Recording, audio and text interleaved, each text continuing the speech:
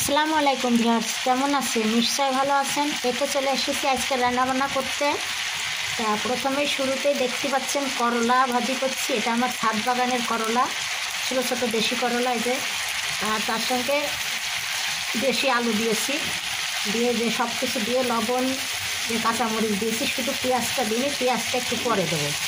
পেঁয়াজটা একটু পরে দিলে পেঁয়াজটা খেতে ভালো লাগে, আর এখনই দিলে পেঁয়াজটা দেখা যায় না, গলে যায়। তো আমি এই যে হলুদ লবণ আর মরিচ দিয়ে আর তেলও দিয়ে দিয়েছি, দিয়ে একবার একটু ভাজা ভাজা করে নেব। তারপরে একটু সিদ্ধ হয়ে আসলে তখন পেঁয়াজ দিয়ে দেবো।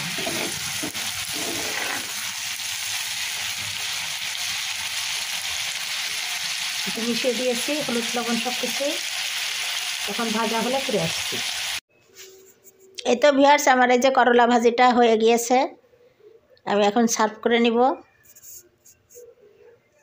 ভিউয়ার্স, আমি এখন একটু পাঁচ মিশালি সবজি রান্না করব। তো এখানে ব্রকলি আছে, বেগুন আছে, আলু আছে, বরবটি আছে। এগুলো আমার ছাদ বাগানের বরবটি, তারপরে কিছু বেগুনও আছে। তো এগুলা দিয়ে আমি একটা নিরামিষ তৈরি করব। তো এখানে আমি কেটে ধুয়ে নিয়েছি, আর এবার দুটো তেজপাতা দিয়ে দিলাম, 1 চা চামচ হলুদের গুঁড়া, স্বাদ মতো লবণ, যে যেরকম লবণ খাবেন সেরকম লবণ, আর এর সঙ্গে দিয়ে দেবো আদা রসুন ধনে জিরা সমস্ত কিছু পেস্ট করা 1.5 চা চামচ, আর কিছু পেঁয়াজ রসুন কিছু দিয়ে দেবো। ঝটপট করে রান্না করব।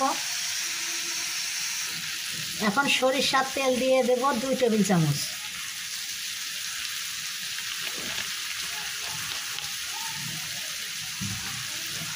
এইভাবে রান্না করলে রান্নাটাও তাড়াতাড়ি হয়ে যায়, পুষ্টিগুণও বজায় থাকে।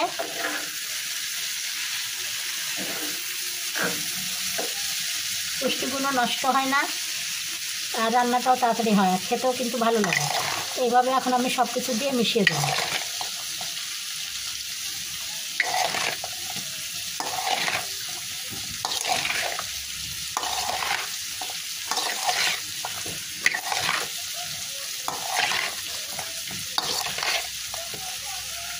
সব কিছু মিশিয়ে দিয়েছি ভালোভাবে।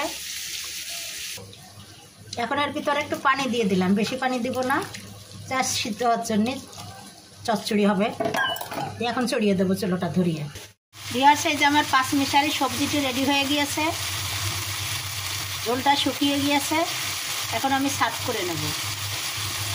কত সহজেই ঝটপট করে রান্না করে নিলাম 5 মিশালি সবজি, হেলদি এবং পুষ্টিগুণে ভরা। নিশ্চয়ই আপনাদের ভালো লেগেছে। আপনারাও এইভাবে রান্না করবেন, পুষ্টিগুণ বজায় রাখবেন। এখন মাংস রান্না করব, তাই কেটে ধুয়ে নিয়েছি, আর সেই সঙ্গে আলু দিয়েছি। স্বাদ মতো লবণ দিয়ে দিলাম। এখানে 3 কেজি মাংস আছে। 3 কেজি মাংসের জন্য আমি 2 টেবিল চামচ দিয়ে দিলাম লবণ, আর হলুদ দিলাম 3-4 চা চামচ।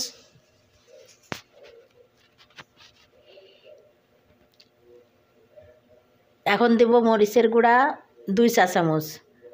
যদি আপনারা বেশি খান তো বেশি দিবেন, আমি যেহেতু বেশি খাই না, আমি 2 চামচ দিলাম, 2 চা চামচ।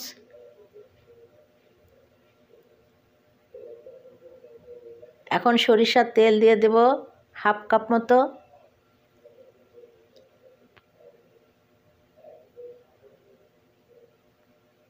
আর দেব বাটা মশলা, আদা রসুন ধনে জিরে পেঁয়াজ সব কিছু মিলে 2 টেবিল চামচ মতো।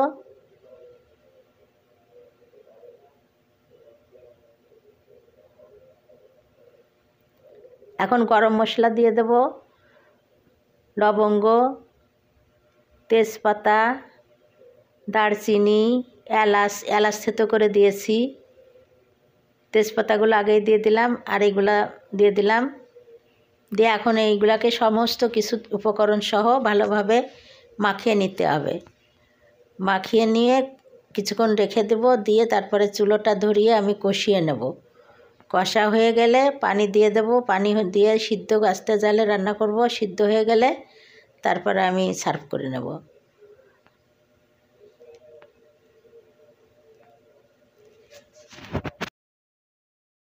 এই তো ভিউয়ার্স, এই যে আমার মাংস রান্না করা কমপ্লিট।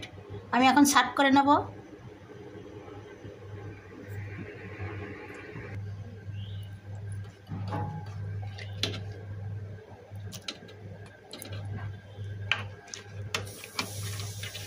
আমি এই যে সাফ করে নিচ্ছি, দেখুন কত সুন্দর হয়েছে। মাংসগুলোকে বড় বড় করে কেটে রেখেছি।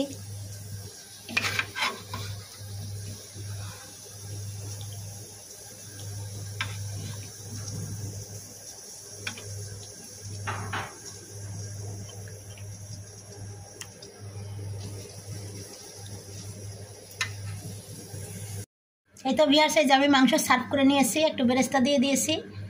তো কেমন লাগলো আজকের আমার রেসিপিটি? নিশ্চয়ই ভালো লেগেছে। আর যদি ভালো লেগে থাকে তাহলে অবশ্যই আপনারা আমার চ্যানেলকে লাইক, কমেন্ট, শেয়ার ও সাবস্ক্রাইব করে আমার পাশে থাকবেন।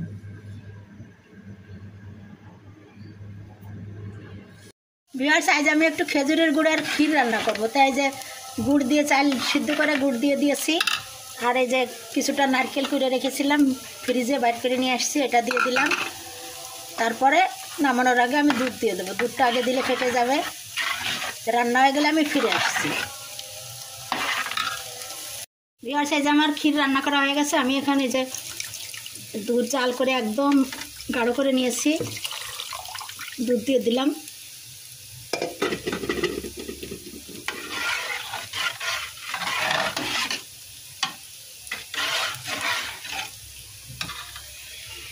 এই তো ভিউয়ার্স, আমার এই যে খেজুরের গুড়ের ক্ষীর রেডি হয়ে গেছে।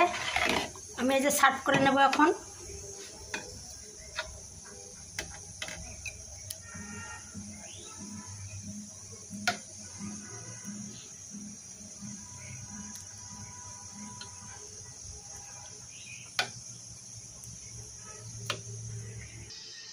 এই তো ভিউয়ার্স, আমি এই যে খেজুরের গুড়ের ক্ষীরের সার্ভ করে নিলাম। দেখুন কত সুন্দর হয়েছে। আমি একটু ডেকোরেশনের জন্য কিছু বাদাম কুচি দিয়ে দিলাম।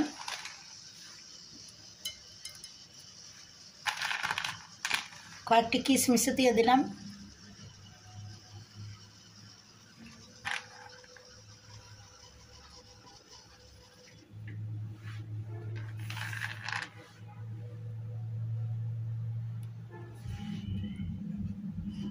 শীত মানে খেজুরের গুড়ের একটু ক্ষীর রান্না করে না খেলে হয়। তাই আমি আজকে রান্না করলাম। কেমন হয়েছে বলুন? নিশ্চয়ই ভালো হয়েছে। আর যদি ভালো হয়ে থাকে তাহলে অবশ্যই আপনারা এভাবে খেজুরের গুড় দিয়ে পায়েস রান্না করে খাবেন, ক্ষীর রান্না করে খাবেন। তো আজকের মতো বিদায় নিচ্ছি। ভালো থাকবেন।